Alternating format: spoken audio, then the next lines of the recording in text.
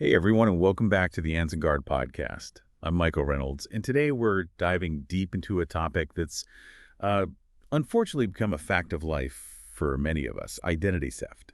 But don't worry, I'm not going to leave you feeling helpless. I've got the amazing Laura Wilson here, our expert in all things security, to help us navigate this digital minefield and arm you with the knowledge you need to stay safe. That's right, Michael. We're going to unpack this complex issue. Look at the different ways identity theft can happen, and most importantly, give you practical steps to protect yourself. Perfect. So, Laura, let's start with the basics. When we talk about identity theft, what exactly are we talking about?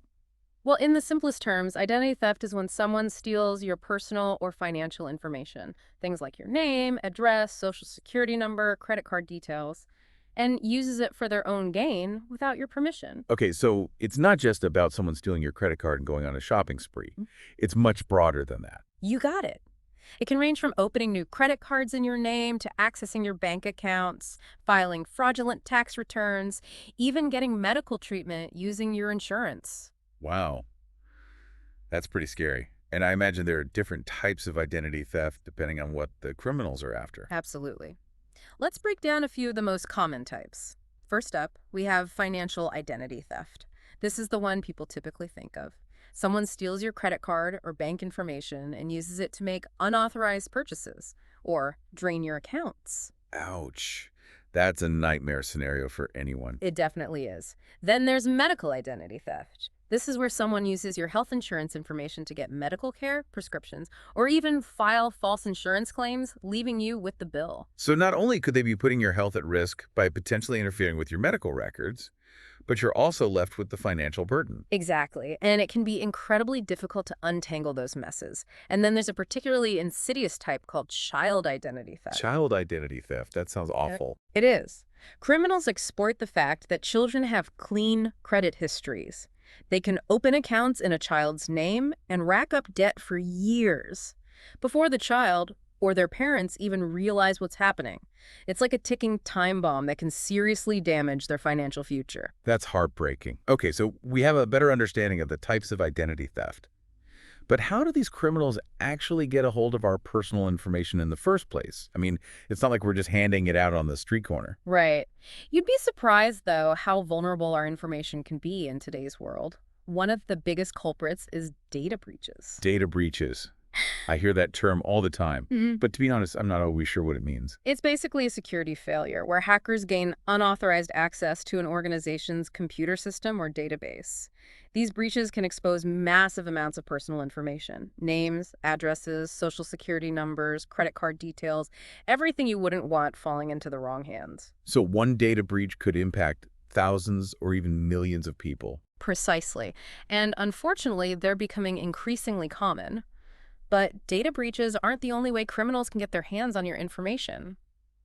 Okay, so what else should we be on the lookout for? Well, everyday online activity can put us at risk if we're not careful. For example, sharing personal information on unsecure websites. You know, those sites that don't have the HTTPS in their web address or that little lock icon in the browser bar.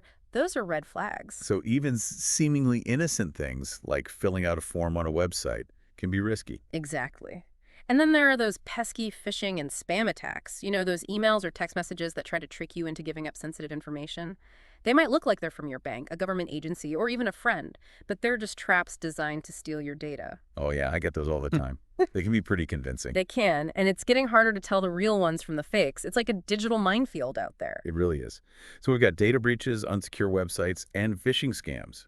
Anything else we should be aware of? Don't forget about public Wi-Fi. It might be convenient, but using public Wi-Fi for sensitive transactions, like online banking or shopping, is like sending your information out on a postcard for anyone to read. So that's why it's always a good idea to use a VPN when connecting to public Wi-Fi. Exactly. A VPN encrypts your internet traffic, making it much harder for hackers to intercept your data. Good to know. You know, it's interesting. We've been talking about all these digital threats. But what about old school mail theft? Is that still a thing? You bet it is. Criminals still target physical mailboxes, looking for bank statements, credit card offers, pre-approved loan applications, anything with your personal information on it. It seems so low tech. but I guess it still works. It does. And once thieves get their hands on this information, they can sell it on illegal online marketplaces, many of which operate on the dark web. The dark web, that sounds like something out of a spy movie. It can feel that way. It's a hidden part of the internet where criminals buy and sell all sorts of illegal goods and services, including stolen data.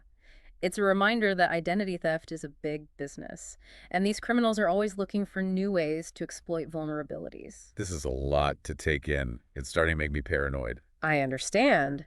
But remember, knowledge is power. The more you know about how identity theft happens, the better equipped you'll be to protect yourself. And that's what we're here to help you do. You're right. So let's talk about how to spot the signs of identity theft. What red flags should we be looking out for? Well, one of the most obvious signs is unfamiliar charges on your bank statements or credit card bills. If you see something you don't recognize, don't ignore it. I think it's pretty straightforward. What else? Keep an eye out for new accounts or bills for services you never signed up for. Maybe you start getting bills for a streaming service you've never heard of, or a credit card offer arrives in the mail that you didn't request. Those are red flags. So if something seems fishy, it probably is. Exactly. And don't ignore those intimidating debt collection calls about debts that aren't yours. It can be scary to deal with those. But it's important to stand your ground and not let them bully you into paying for something you don't owe. Good point. What about our credit scores? Is there anything we should be looking for there? Absolutely. A sudden, unexplained drop in your credit score could be a sign that someone has opened accounts in your name. Monitoring your credit report regularly is one of the best ways to catch identity theft early on. So we should be checking our credit reports regularly, even if we don't suspect anything is wrong. Definitely. And finally, pay attention to your mail. If you're expecting important documents like bank statements or credit card offers and they don't arrive, it could be a sign that your mail has been stolen. Okay, so those are the warning signs. But let's say the worst happens and we do become victims of identity theft. What are the first steps we should take? I mean, where do we even begin to untangle that mess? It can feel overwhelming, but don't panic. There are steps you can take to mitigate the damage and start the recovery process. Okay, that's good to hear. What's the most important thing to do right away? The first thing is to contact your bank or credit card issuer and report any suspected fraud. The sooner you report it, the better. They can help you lock down your accounts and prevent further unauthorized activity. Okay, so that's step one. What else should we do? You also want to review your credit reports carefully, looking for any accounts or activity that you don't recognize. If you find anything suspicious, you need to file a dispute with the credit bureaus. So we've got the financial institutions covered. Who else do we need to contact? It's important to file an identity theft report with the Federal Trade Commission. This creates an official record of the crime and gives you access to valuable resources and guidance. So we're creating a paper trail documenting everything. Exactly. And you'll also want to file a police report with your local law enforcement agency. This helps establish that a crime has been committed and may be necessary for certain legal processes down the line. Okay, so we've reported the fraud to our bank and credit card companies, filed a report with the FTC and the police. What else can we do to protect ourselves and prevent further damage? Well, here's where things get really interesting. You can actually freeze your credit. Freeze my credit. What does that mean exactly? A credit freeze restricts access to your credit report, making it much harder for anyone to open new accounts in your name. Think of it like putting a lock on your credit file. That sounds like a powerful tool. It is. It's one of the most effective ways to stop identity thieves in their tracks. And if we have children, can we freeze their credit too? Absolutely. It's a smart step to take to protect them from child identity theft, especially if you suspect their information may have been compromised. That's really reassuring. So we've talked about how to react if our identity is stolen, but let's shift gears and talk about how we can be proactive and protect ourselves in the first place. I'm guessing things like strong passwords come in here. You got it, Michael. Strong, unique passwords for all your online accounts are absolutely crucial. And we're not talking about password 123 here. We're talking about complex combinations of upper and lowercase letters, numbers, and symbols. Right. But honestly, I have so many online accounts. It's hard to remember all those complex passwords. I hear you. That's where a password manager comes in. A password manager? I've heard of those, but I've never actually used one. They're lifesavers. A password manager is a program that securely stores all your passwords, so you only need to remember one master password to unlock them all. So it's like a digital vault for my passwords. Exactly. And most password managers also have built-in generators that can create strong, random passwords for you. taking the guesswork out of it entirely. Okay, that sounds incredibly helpful. I'm definitely going to look into that. You won't regret it. It's one of the easiest and most effective ways to improve your online security. So we've got strong passwords and a password manager. What else can we do to protect our digital identities? Let's talk about two-factor authentication. I've heard of that, but I'm not entirely sure how it works. It's basically an extra layer of security that requires you to confirm your identity using two different methods. So it's not enough to just know your password. So like having a double lock on my account. Exactly. Even if a hacker gets hold of your password, they still won't be able to get into your account without that second piece of information, which could be a code sent to your phone or email, a fingerprint scan, or a security key. That makes me feel a lot more secure. Huh. Is two-factor authentication available for all online accounts? Most major websites and services offer it these days. You'll usually find it in your account settings under security or privacy. Okay, I'm definitely going to enable that on all my accounts. What else? Those pesky software updates, those notifications that always seem to pop up at the worst possible time. Don't ignore them. I know. They can be annoying. But those updates often include security patches that fix vulnerabilities hackers could exploit. So if we ignore those updates, we're basically leaving our devices open to attack. Precisely. It's like leaving your front door unlocked. I never thought of it that way. Okay, those updates just got a lot more important. They're your digital bodyguards, working behind the scenes to keep you safe. Okay, I'm sold. No more ignoring updates. Now, what about antivirus software? Is that still necessary these days? Absolutely. Antivirus software is essential for detecting and removing malware from your devices. Things like viruses, spyware, and ransomware. So it's like a security system for my computer. Exactly. It scans your files and programs for any suspicious activity and blocks or quarantines anything that looks dangerous. That sounds like a must-have. Yeah. What kind of antivirus software do you recommend? There are lots of good options out there. The important thing is to choose one that's compatible with your devices and operating system. Read reviews, compare features, and choose one that feels right for you. Okay, good advice. What about those free antivirus programs? Are they worth it? While free antivirus programs can provide some basic protection, they often lack the advanced features and comprehensive coverage of paid versions. So you get what you pay for. Pretty much. Consider it an investment in your digital security. Okay, so we've covered strong passwords, password managers, two-factor authentication, software updates, and antivirus software. That's a lot to remember. It is. But don't feel overwhelmed. You don't have to do everything at once. Start with the basics and gradually build up your defenses. What's the most important thing we should focus on first? Enable two-factor authentication on your most sensitive accounts, like your email, banking, and social media. That's a great first step. Okay, that's manageable. And then I can gradually implement the other security measures. Exactly. Take it one step at a time, and you'll be well on your way to protecting your digital identity. This has been incredibly helpful, Laura. I'm feeling a lot more confident about navigating the digital world safely. I'm glad to hear that, Michael. Remember, knowledge is power, and vigilance is key. Well said. But we're not done yet. Stay tuned for part 2 of this deep dive, where we'll explore even more strategies for staying safe in the digital world. Welcome back to the AnzenGuard Podcast, everyone. We're in the middle of our deep dive into identity theft with the brilliant Laura Wilson. And before the break, we talked about the importance of using strong, unique passwords. But let's be real. Sometimes even remembering one complicated password feels like a mental gymnastics routine. I hear you. Trying to keep track of dozens of strong, unique passwords is a recipe for a headache. Or worse, falling back on weak, easily guessed passwords. Exactly, which is why you mentioned something called a password manager earlier. Can you break that down for us? What exactly is a password manager and how does it work? A password manager is basically a digital vault for your passwords. It's an application that securely stores all your different passwords, so you only have to remember one master password to access the vault. So it's like a master key that unlocks all my other passwords. That's a great way to think about it. And here's the beauty of it. Most password managers also have built-in password generators. These generators can create incredibly strong, complex passwords for you, using a random mix of letters, numbers, and symbols. So I don't even have to rack my brain trying to come up with unique, complicated passwords for every single account. Exactly. The password manager does all the heavy lifting for you, ensuring that each of your passwords is virtually impossible to guess. That takes a huge weight off my shoulders. Sign me up.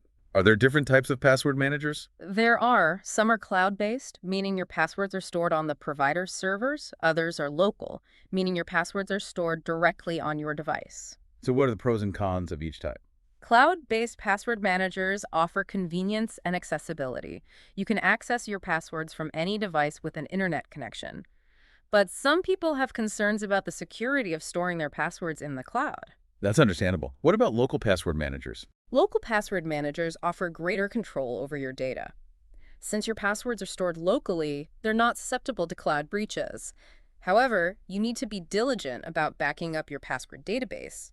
Otherwise, you could lose access to your passwords if your device fails. So it's really about weighing your priorities. Yeah. Convenience versus control. Exactly. And of course, no matter which type you choose, it's essential to select a reputable password manager from a trusted provider. Do your research, read reviews, and look for features like strong encryption and two-factor authentication. Speaking of two-factor authentication, we touched on that earlier.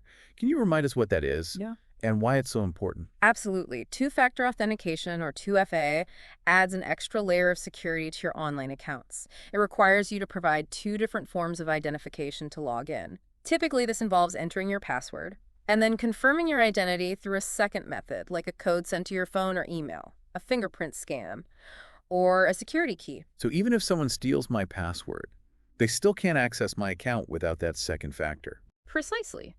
It makes it significantly harder for hackers to compromise your accounts. And this is something we should enable on all our online accounts, right? Definitely. Yeah. Especially for sensitive accounts like your email, banking, and social media. Most online services offer 2FA these days, and it's usually easy to set up in your account settings. Okay, I'm making a mental note to check all my accounts for that setting. Now, let's talk about something that we all experience but often dread. Software updates. Ah, yes, those pop-up notifications that always seem to come at the most inconvenient times. I know. But you mentioned earlier that these updates are crucial for our security. Can you explain why? Think of software updates like regular checkups for your devices. They often include security patches that fix vulnerabilities that hackers could exploit. So those updates are like plugging holes in our digital defenses. That's a great analogy. When software developers discover vulnerabilities in their code, they release updates to patch those holes and protect users from attacks. So if we ignore those updates, we're essentially leaving ourselves vulnerable to attacks. Exactly. It's like leaving your front door unlocked and hoping for the best. I'm starting to see those updates in a whole new light now. No more procrastinating. Now, what about antivirus software? Is that still necessary in this day and age? Absolutely. Antivirus software acts like a security guard for your devices. It continuously scans your files and programs for malware, including viruses, spyware, ransomware, and other nasty digital bugs. So it's like having a digital immune system for my computer. You could say that. Antivirus software helps prevent malware from infecting your devices and causing all sorts of problems, from data theft to system crashes. That's reassuring to know. What should we look for when choosing antivirus software? First and foremost, make sure it's compatible with your devices and operating system. There are versions for Windows, macOS, Android, and iOS. You'll also want to choose a reputable brand with proven track record of protecting against threats. Read reviews, compare features, and see what works best for your needs and budget. Okay, so compatibility, reputation, and features. Anything else we should consider? Look for software that offers real-time protection. This means it's constantly scanning for threats in the background, rather than just periodically. You'll also want to make sure it includes automatic updates. This ensures that your antivirus software stays up to date with the latest threats. Those features sound essential. What about those free antivirus programs that are out there? Are they worth using? While free antivirus programs can offer some basic protection, they often lack the advanced features and comprehensive coverage of paid versions.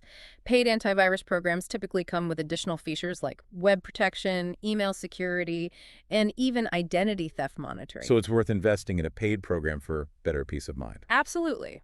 Consider it a small price to pay for protecting your digital life. Okay, so we've covered strong passwords, password managers, two-factor authentication, software updates, and antivirus software. That's a lot of ground we've covered. But before we move on to the next section, I want to remind our listeners that if they feel overwhelmed by all this information, don't panic. That's right. You don't have to implement all these security measures overnight.